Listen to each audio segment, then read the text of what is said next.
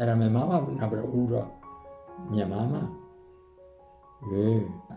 E mia mamma, siccome che io non ci stava su anche di notte, andavo ogni 2 ore a fare l'intervista prima, perché tanto mi mettevo in piedi anche 8-10 giorni dopo erano altri a farli andare a fare il bosso.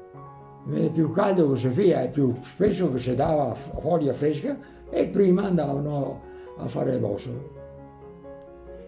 E mi ricordo che mia mamma l'è andata in letto alle 11 e ora sta su me e mio fratello e Bruno.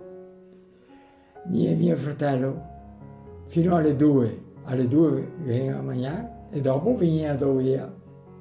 Dopo veniva via.